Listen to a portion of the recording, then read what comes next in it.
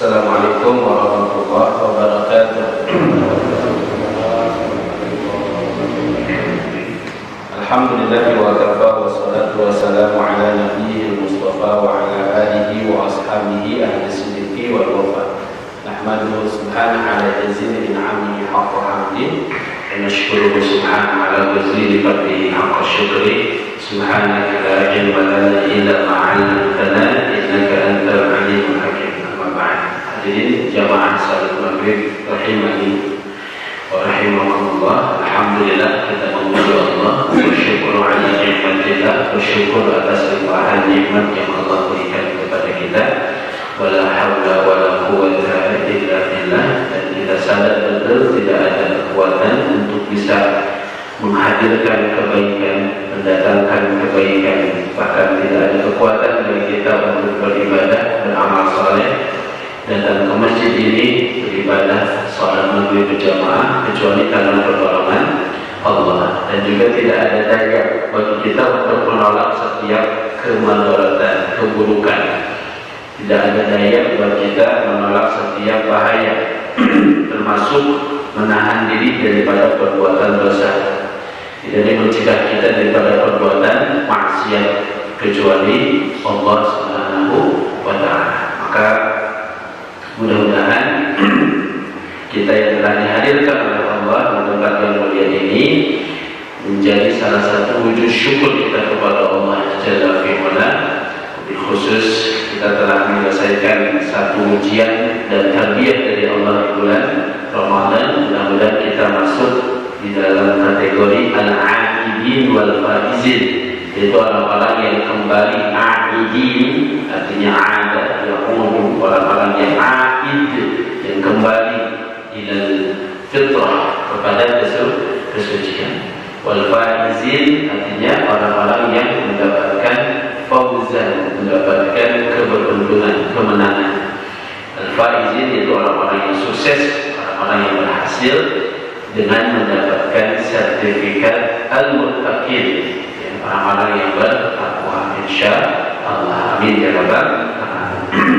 Hadirin dirahmati oleh Allah, alhamdulillah setelah 1 bulan Ramadan kajian rutin dipindah waktunya dengan kegiatan-kegiatan lain. Kita memulai dari kajian rutin kita di malam Sabtu di bulan Syawal 1442 Hijriah ini. Insya Allah tentu kita berdoa kepada Allah agar bulan Syawal, sebagaimana nama bulan itu sendiri artinya Syawal itu artinya meningkat, menaik, meninggi. Ya, itu kalau kemudian laba-laba atau kalajengking itu mengangkat ekornya, Syawal dan Aqrab, ya, menaikkan ekornya. Dalam bahasa Arab sebutnya Syawal. Sehingga makna Syawal itu harusnya bertambah, meninggi, meningkat, mengangkat. Maka yang diharapkan seharusnya Syawal ini lebih penuh daripada bulan Ramadan. Ibadah makin bertambah, ya, amalan makin bertambah. Seharusnya begitu, walaupun faktanya ya seperti yang kita lihat. Tapi insya Allah mudah-mudahan kita masuk tadi kategori yang tidak suka baca doa di bareng-bareng. Ya, kalau ketemu mereka atau kita juga mengatakan minal 'aidin wal faizin. Cuman salahnya suka dijawab apa? Sami-sami gitu. Saya juga padahal sangkanya minal 'aidin wal faizin itu artinya mohon maaf lahir dan batin, dan ujungnya kan sama begitu.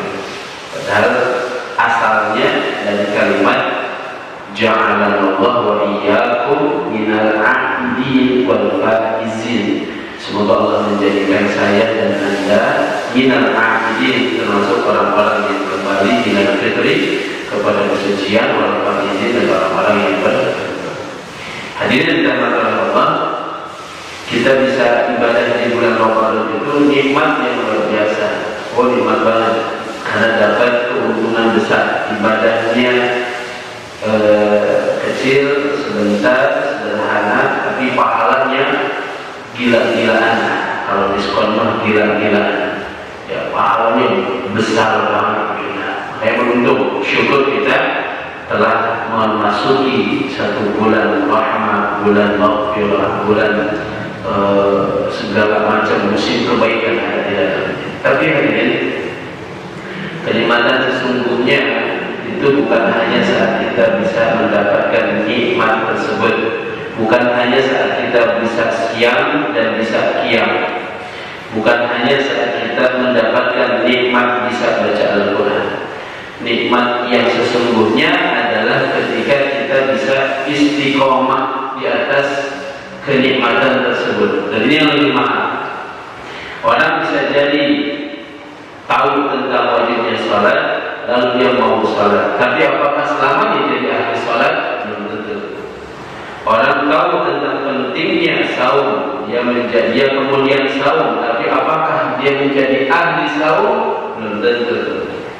Orang kemudian tahu tentang pentingnya qiyamul lail, lalu dia melakukan qiyamul lail di bulan Ramadan terpaksa atau tidak, akhirnya melakukan qiyamul lail, salat tarawih 11 rakaat. Tapi apakah dia akan terus menerus mengamalkan qiyamul lail ini sehingga menjadi ahli qiyam? Belum tentu.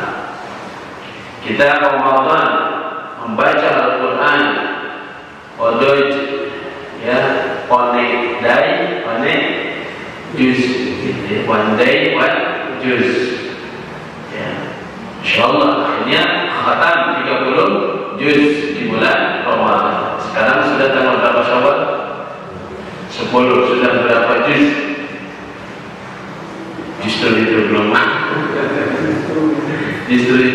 lagi mulai gitu ya. Jadi belum tentu nikmat itu terus kita miliki, dan ini yang lebih mahal. Belum tentu kita menjadi ahli Quran. Kita di bulan Ramadan sedekah jor-joran, baik sedekah karena dilipat ganda. Dan kemudian kita paham keutamaannya, kita lakukan. Tapi apakah setelah Ramadan kita terus menjadi pribadi yang mudah bersedekah? Belum tentu. Apa kita digolongkan jadi ahli sedekah? Belum. Nah, nikmat terbesar adalah nikmat istiqomah.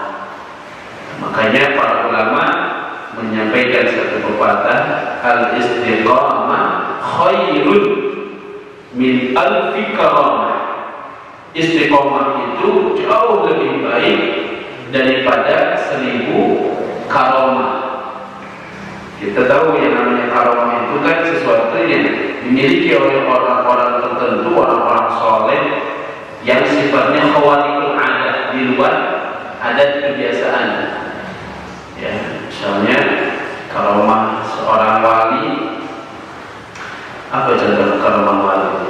Saking banyaknya saya suka bingung contoh. Ya. Karamahnya pokoknya khawarikul adat. Dia tabrakan harusnya sudah pingsan, sudah rusak badannya, bahkan bisa jadi harusnya sakarat, mati, ternyata Allah selamatkan misalnya.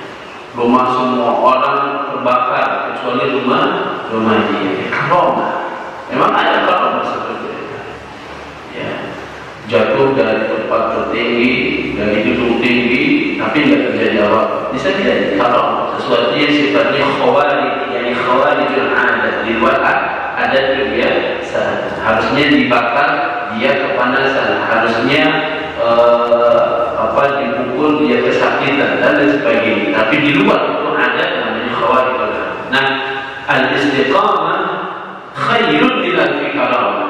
Istiqomahnya kita itu lebih baik bahkan dari 1000 karamah. Kalau ada seseorang punya karamah tertentu, tapi kita bisa istiqomah di atas satu amalan, maka keberadaan kita jauh lebih baik daripada karamah yang dimiliki oleh seseorang. Nah, oleh karena itu, firman Allah Subhanahu wa taala, Al-Imam Ibnu Rajab Al-Hambali menjelaskan bagaimana pribadi mukmin setelah Ramadan, bagaimana sikap seorang mukmin setelah Ramadan, sehingga akan terlihat apakah kita itu termasuk orang yang istiqomah ataukah tidak istiqomah. istiqomah. Ya, saya pernah menyampaikan bahwa saking pentingnya kita istiqomah, maka setiap hari kita meminta kepada Allah 17 kali. 17 kali kita meminta kepada Allah agar nikmat yang telah Allah berikan kepada kita berupa nikmat ke masjid, nikmat baca Quran, nikmat salat, nikmat siam, nikmat sedekah, agar itu nikmat terus ada pada diri kita. Kita minta kepada Allah dalam salat, dalam surah Al-Fatihah kita baca di ayat yang ke-6, ihdinas siratal mustaqim. Apa artinya, Pak? Ihdina, tunjukilah kami as-sirata, kepada jalan al-mustaqim yang lurus. Nah, para ulama tafsir menjelaskan makna ihdina bukan hanya pada satu makna saja, sehingga kemudian kalau ada orang-orang tertentu seperti orang-orang orientalis, orang-orang misionaris yang ingin memurtadkan orang Islam, biasanya pakai ayat ini. Mereka bilang, ya, lihat orang Islam itu, mereka mengakui diri mereka tersesat. Buktinya apa? Mereka setiap hari minta apa? Petunjuk sama Tuhan. Berarti mereka berada dalam apa? Kesesatan. Nah, ini cara-cara orang gitu ya, orang-orang misionaris untuk membuat kita ragu. Ya, Anda meminta sendiri kepada Tuhan Anda, tunjukilah kami jalan yang lurus, berarti Anda berada di dalam jalan yang sesat. Itu kata mereka. Nah, makanya bagi orang-orang awam bisa jadi terprovokasi. Oh, betul juga. Jadi jalan keselamatan jalannya siapa? Jalannya Isa Al-Masih, ya, jalannya Tuhan Yesus, kata mereka. Nah, maka kita perlu paham makna ihdina. Ihdina yaitu artinya adalah tunjukilah kami, bermakna hadayah, diberikan petunjuk. Nah, petunjuk atau hidayah dalam Islam ada 3 makna. Yang pertama adalah ursyudna, hidayah dalam bentuk ar-rusydu, petunjuk supaya tahu mana halal, mana haram, mana benar, mana salah. Secara umum kita sudah paham Islam adalah agama yang hak, yang benar. Selain Islam adalah agama yang batil. Tapi rincian tafsir, ya, tafsir, ya, perincian daripada ajaran Islam belum tentu kita paham semuanya. Belum tentu kita paham halal-halal dan haram-haram. Semua perkara halal dan semua perkara haram di dalam Islam. Kalau kita buka buku fikih, baca daftar isinya, coba kira-kira yang kita paham berapa persennya. Itu menunjukkan kita belum begitu paham semuanya. Nah, makna ihdina yang pertama adalah kita minta, ya Allah, ursyudna, berikan kami kepahaman, petunjuk sehingga kami makin ngerti tentang ajaran agama ini, mana halal, mana haram, sehingga tidak lagi sama antara halal dengan haram. Apakah ini boleh diikuti atau tidak boleh diikuti? Apakah ini harus dilaksanakan atau harus ditinggalkan? Nah, ini namanya adalah ar-rusydu, hidayah dalam bentuk petunjuk pengetahuan. Dan kita suka minta kepada Allah, Allahumma arinal haqqa haqqa warzuqna ittiba'ah. Nah, ini doanya untuk tahap yang pertama. Kadang kita dihadapkan suasana hari ini, suasana kabut, abu-abu, karena nggak jelas ini tuh benar apa salah, ini tuh sahih, hak atau hoax. Antara hak dengan hoax makin tidak jelas. Ya, hitam putihnya makin tidak jelas. Kayak kita minta sama Allah dengan doa barusan, Allahumma arina, pakai Allah, arina, tunjukilah kepada kami, perlihatkanlah kepada kami al-haqqa, bahwasanya kebenaran itu hak, al-haqqa haqqan, tunjukilah kepada kami yang hak itu adalah hak, warzuqna, dan berikanlah kami rezeki ittiba'ah, untuk mengikuti kebenaran tersebut. Dan nanti setelah kita tahu kebenaran, belum tentu menjadi ahli kebenaran itu. Belum tentu kita mau dan mengikuti kebenaran itu. Makanya doanya lengkap. Allahumma arinal haqqa haqqa warzuqna tiba'ah. Coba baca bareng. Allahumma arinal haqqa haqqa warzuqna tiba'ah. Yang kedua sebaliknya, wa arinal batila batilan, dan tunjukilah kepada kami bahwa yang batil itu batil. Karena bisa jadi sama, ini benar apa salah sih yang diajarkan itu? Ya, sama batil. Kenapa? Karena ilmu kita yang kurang. Memang enggak ada yang sama bagi rasikhun fil ilmi, orang-orang yang punya ilmu enggak ada yang sama, semuanya jelas, wadih, bayin. Tapi bagi kita yang awam ilmu, bisa jadi banyak perkara-perkara yang sudah terang benderang itu menurut kita malah sesuatu yang masih sifatnya abu-abu. Makanya ditambah selain kita menuntut ilmu seperti sekarang, ini bagian daripada cara kita meminta al-hidayah itu bima'na rusydu, petunjuk dalam bentuk ar-rusyd, jalannya taqalul ilmi, ditambah doa, wa arinal batila batilan, dan tunjukilah kepada kami bahwa yang salah itu salah, batil itu batil. Terus kita apa? Warzuqna ijtinabah, warzuqna ijtinabah, berikanlah kepada kami rezeki untuk bisa meninggalkan, rezeki untuk melakukan yang baik, dan rezeki untuk meninggalkan yang buruk. Itu namanya at-taufiq. Maka masuk makna hidayah yang kedua adalah hidayah at-taufiq. Kita bisa melakukan sholat, kita melakukan sholat, saum, sedekah, tilawah, i'tikaf, thalabul ilmi, ini taufik namanya. Karena banyak orang yang sudah ngerti semua keutamaan ini tapi tidak bisa melakukannya. Maka bisa melakukan yang kita pahami, yang kita mengerti, itu namanya adalah hidayatul taufik. Hidayat taufik. Maka yang benar hidayat taufik, bukan taufik hidayat. Sudah keliru ya. Hidayahnya hidayah apa? Taufik. Maka yang namanya taufik hidayat nanti jadi hidayat taufik. Pemain bulu tangkis itu. Nah, itu nikmat. Itu dua-duanya nikmat. Hidayah terus nikmat. Ya Allah, bagaimana tidak nikmat sedangkan banyak orang yang masih ada dalam al-maghdub dan al-dhalin, masih berada dalam jalan yang bengkok, yang dimurkai Allah, jalan yang tersesat, belum nyampe mengerti Islam, belum tahu tentang Islam, belum mengenal tentang Islam, belum merasakan nikmatnya ibadah seperti yang kita rasakan sekarang.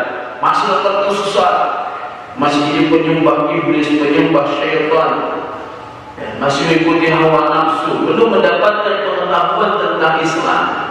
Karena lihat luar biasa, ketika sudah nyampe pengetahuan tentang Islam, bisa jadi orang-orang pintar yang ada di agama yang lain malah mereka bodoh-bodoh masuk Islam. Dan di Eropa, perkembangan Islam makin besar. Mereka mengerti, lalu sekalinya mengerti, langsung mereka dapatkan taufik, dapatkan nikmat untuk bisa memeluk agama Islam.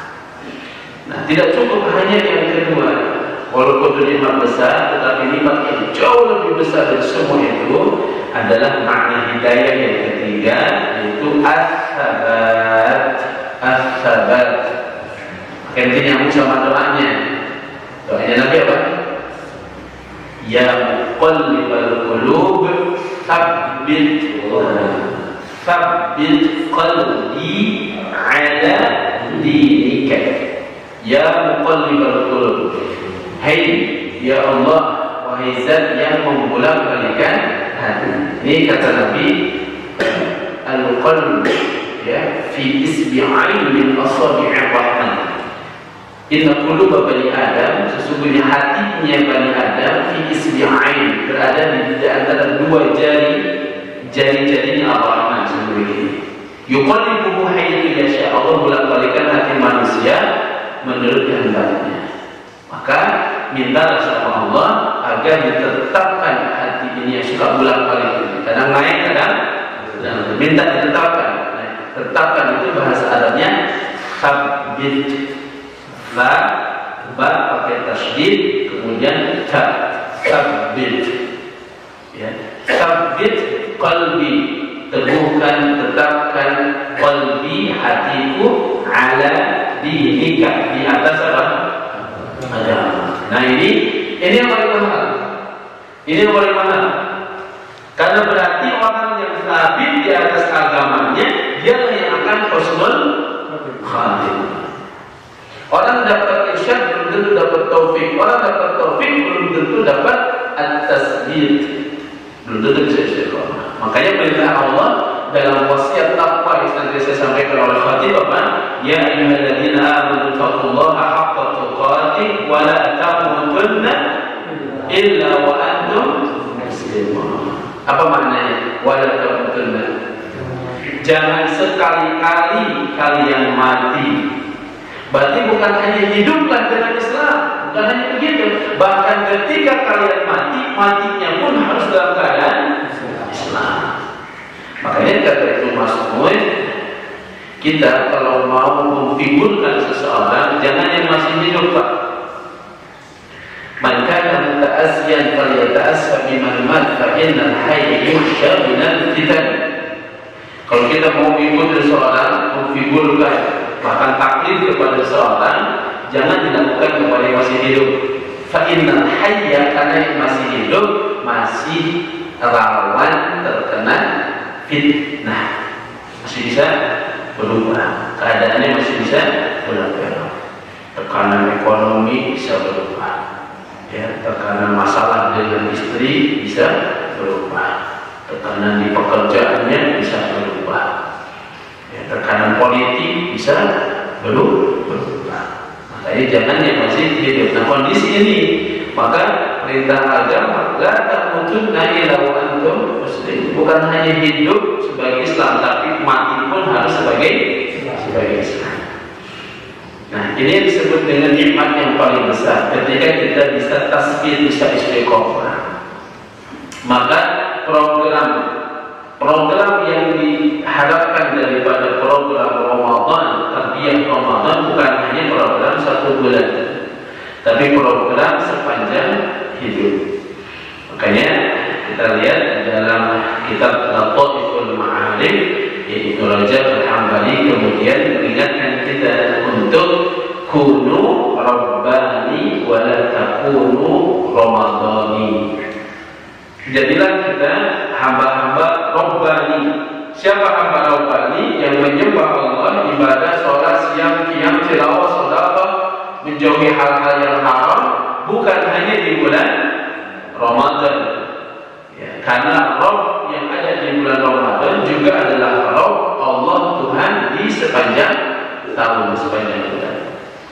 Kunu Rabbani wa la takunu Ramadhani. Jadi ada dua, ada Rabbani, ada Ramadhani. Rabbani yang beribadah kepada Allah sepanjang hidup. Ada Ramadhani, bukan Ramadan. Ramadhani artinya apa?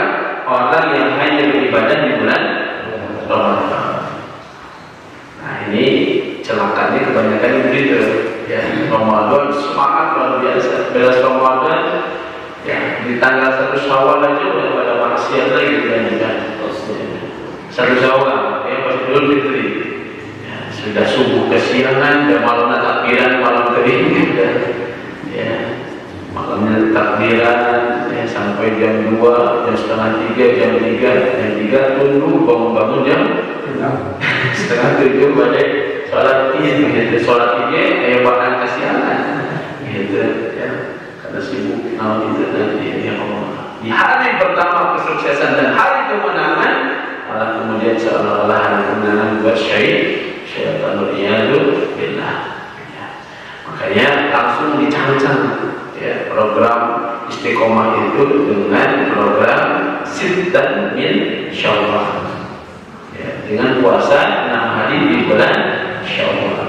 Minimal terprogram di bulan Syawal ini jangan sampai loss sama sekali, puasa 1 bulan itu kemudian hilang sama sekali, ketemunya Ramadan tahun depan. Maka langsung diikat terikat dengan program 6 hari di bulan Syawal. Dan pahalanya man shoma Ramadhana tsumma atba'ahu sittan min Syawal faka'annama shoma. Dan siapa yang saum di bulan Ramadan diikuti 6 hari di bulan Syawal, maka dia dapat pahala saum sepanjang tahun. Dari mana bisa begitu? Saum Ramadan 30 hari, pahala kebaikan itu dikali berapa? 10. Kata Allah, man jaa'a bil hasanah falahu 'asyru amsalihha. Siapa yang melakukan satu kebaikan dibalas 10 kebaikan. 30 kali 10 300. 6 hari dikali 10 60. Jadi sama dengan berapa? 360 hari. Jadi sama dengan berapa? Satu setahun. Boleh juga dicek celok. Senin, saum, Selasa, Rabu, saum, Kamis, tidak. Jumat, saum lagi. Boleh tidak? Boleh. Bahkan tidak mesti langsung tanggal 2. Ya, kalau Idul Adha itu ada tanggal 11, 12, 13, namanya apa? Ayyamun Tasyrik. Ya, memang buat kita sebenarnya yang disebut dengan Idul Akbar itu Idul Fitri atau Idul Adha. Sebut hari raya besar itu biasanya Idul Fitri atau Idul Adha apa kita? Idul Fitri. Idul Fitri. Ya kan, kenapa?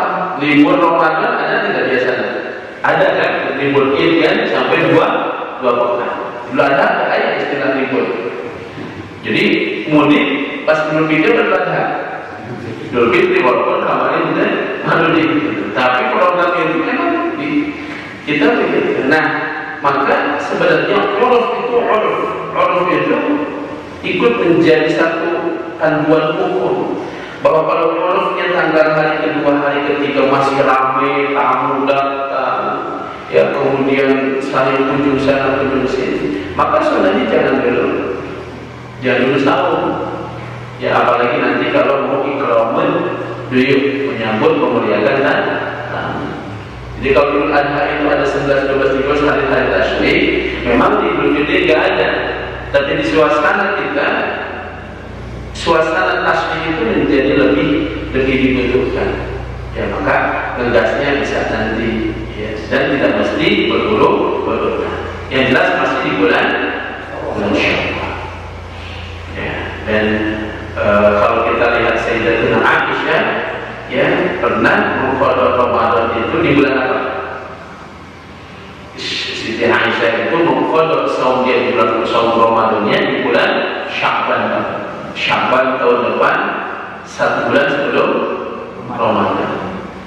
Nah, itu menunjukkan dalil sebagian ulama mengatakan boleh walaupun masih ada kewajiban qadha, lalu tetap melaksanakan saum sunnah Syawal, karena para ulama mengatakan sekelas Aisyah radhiyallahu ta'ala tidak mungkin membiarkan ya sunnah fadilah saum Syawal itu terlewat. Ya, tidak mungkin, pasti dia melakukan saum 6 hari di bulan Syawal. Tapi diceritakan bahwa beliau radhiyallahu ta'ala melaksanakan qada saum Ramadan di bulan apa? Syawal. Nah, jadi maksudnya mudah-mudahan ini trigger aja supaya salah satu dari istiqomah itu kita bisa saum 6 hari di bulan Syawal. Jadi Allah Subhanahu wa ta'ala, maka kata Ibnu Rajab al-Hambali, kunu Rabbani, jadilah kita Rabbani, bukan Ramadhani. Ya, atau bukan hanya pas bulan apa kita biasanya ibadah Natal. Ya, kalau tidak Ramadan ada bulan apa lagi? Ya, Syawal atau bulan misalnya Rajab. La takunu Ramadhani wala Rajabi. Ya, Rajabi mana berarti? Namanya Rajabi ya.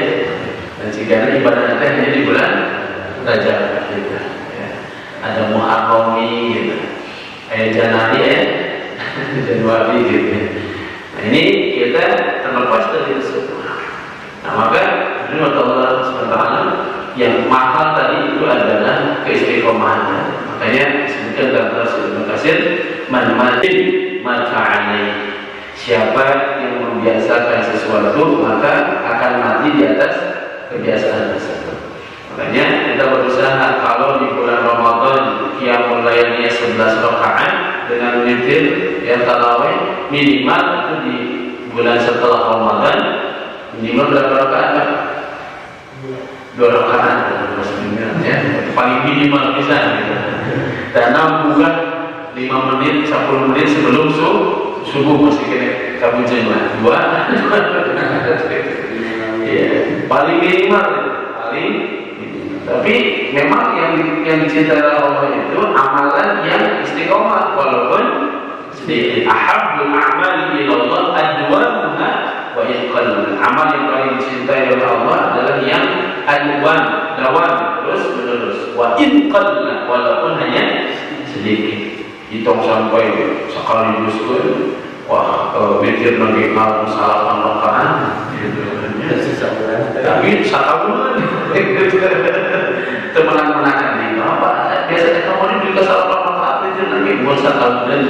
Ini kan suka ya Rasulullah. Ini suka itu adwamnya yang terus continue walaupun kalau sedikit. Ramadan jujuran sudah pokok 100.000, 1 juta, 10 juta.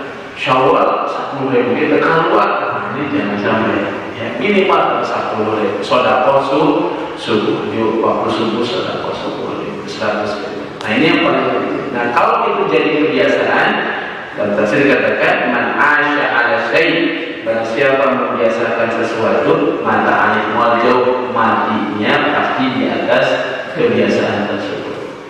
Biasa ke masjid mual jauh, kamu terjun di masjid, uih di masjid atau pas pada ke masjid. Kaji dodo deh, mual jauh. Mual jauh, siap-siap. Biasa sahur Senin Kamis mual jauh, mual dalam hari Senin hari Kamis itu siap-siap. Dan ada repot bersahur jauh, siap-siap. Mual jauh, namun ke hari ini eji mual lagi. Tapi nikmat ada, apalagi yang dibutuhkan seorang mukmin melainkan meninggal dalam keadaan ibadah. Man asya ala syai'in mata alaihi wa man mata ala syai' bu'itha alaihi. Siapa yang membiasakan sesuatu mati di atas kebiasaan tersebut, dan siapa yang mati di atas satu kebiasaan dia akan dibangkitkan di atas kebiasaan tersebut. Kemudian Allah SWT pesan di Rajab ya setelah Ramadan adalah isar doa. Ketiga tadi ya, yang pertama jadilah rohani dan jangan jadi Ramadan. Kare sanes Maradona, kayak dia itu Maradona atau rohani atau itu Ramadani ya. Yang kedua akhir doa, memperbanyak berdoa. Jadi para salafus saleh, para ulama terdahulu ketika selesai Ramadan 6 bulan setelah bulan Ramadan mereka terus menerus berdoa minta agar semua amalannya diterima. Jadi Syawal, Dzulqa'dah, Dzulhijjah, ya Muharram, Safar, Rabiul Awwal, mereka terus-terusan berdoa kepada Allah agar apa? Amalan di bulan Ramadan itu diterima sama Allah. Jadi enggak berhenti berdoa, terus-terusan berdoa, memperbanyak berdoa. Karena doa itu kata Nabi SAW tidak akan pernah merugikan orang yang membacanya. Enggak ada cerita orang berdoa rugi, enggak ada. Doa itu di antara 3 kemungkinan.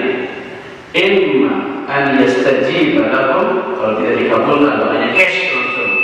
Cash ya, cash itu dibayar langsung. Minta sehat dikasih sehat, minta sembuh dikasih sembuh. Atau yang kedua, yasrifu anis su', dia dijauhkan, diganti, tidak dikabulkan doanya, tapi dipalingkan daripada keburukan. Harusnya dapat musibah, dijauhkan Allah. Yang ketiga, yadkhiluhu ila yaumil akhir, ditangguhkan diijabahnya di hari kiamat.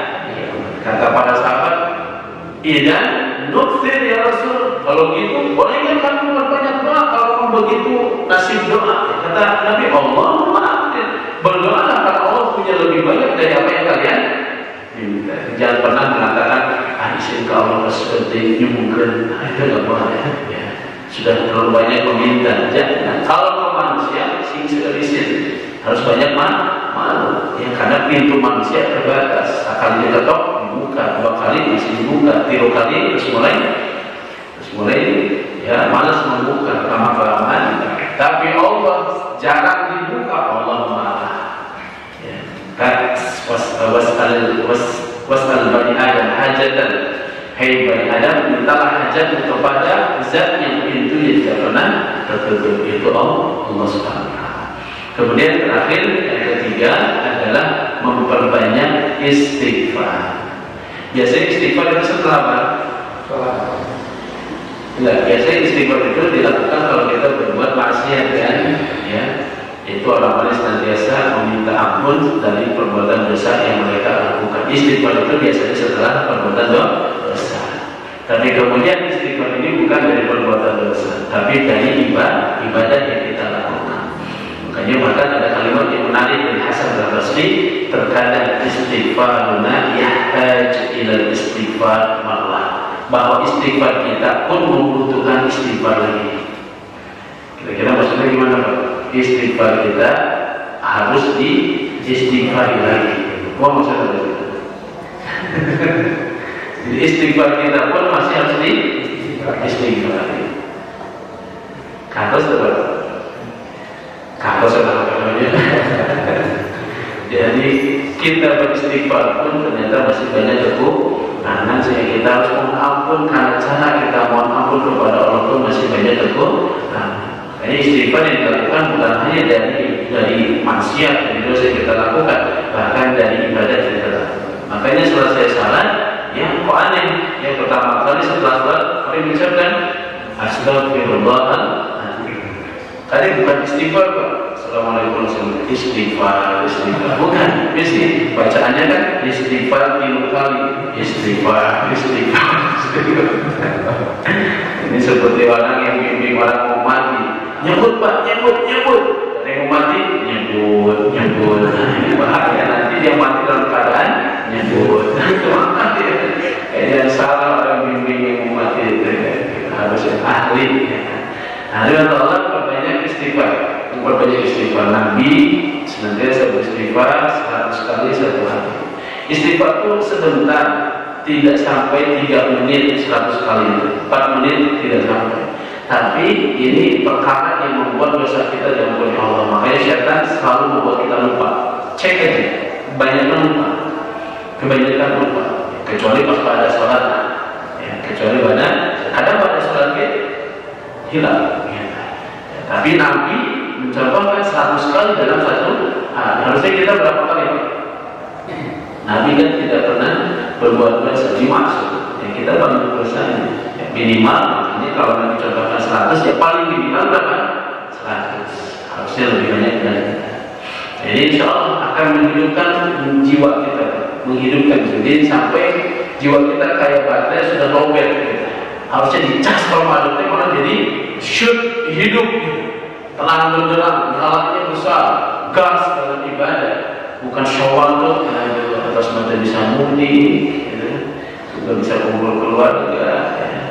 Hujan model tadi, saya sangat nanti bumi gitu kan, dari ngopi, dari gitu. Ada Allah yang sampai kita kena jebakan syaitan. Kalau kata Allah, la taqulu kallati naqadat ghazlaha min ba'di quwwatin ankata. Janganlah kalian merusak kembali pintaran benang yang sudah dipintal, ya. Jadi di Mekah dulu ada wanita, sebelum wanita Majnun, wanita gila yang dia kalau memintal benang, memintal setelah bagus, setelah jadi dirusak lagi, ya, dirusak lagi. Maksudnya apa? Kita bangun dengan siang, sholat, kayak bangun rumah, bangun sedekah, tilawah terus. Setelah tinggi, hancurkan lagi, capek lagi, bangun terus gitu. Setelah tinggi, setelah besar, dihancurkan lagi dengan maksiat. Seperti wanita yang disebut dalam Al-Quran surah An-Nahl 92. Mudah-mudahan Allah berikan kita hidayah irsyad, kemudian taufik, dan kita diberikan as-sabat keistiqomahan sampai akhir hayat kita mampu menjaga kebiasaan-kebiasaan ibadah tadi, kebiasaan-kebiasaan baik yang sudah kita latih di bulan Ramadan. Kemudian kita istiqomah sepanjang sisa usia kita, sehingga akhirnya kita diwafatkan di atas kebiasaan tersebut, yang artinya kita diwafatkan dalam keadaan husnul khatimah. Amin ya rabbal alamin. Ikuti ayatnya tadi Pak. Allahumma arinal haqqa haqqa warzuqna ittiba'ah wa arinal batila batila warzuqna ijtinabah. Terakhir, Allahumma ya muqallibal qulub tsabbit qalbi ala dinik. Allahumma taqabbal minna innaka antas samiul alim wa tub 'alaina innaka antat tawwabur rahim. Wa sallallahu ala nabiyyina Muhammadin wa ala alihi wa sahbihi ajma'in. Walhamdulillahi rabbil alamin. Assalamualaikum warahmatullahi wabarakatuh.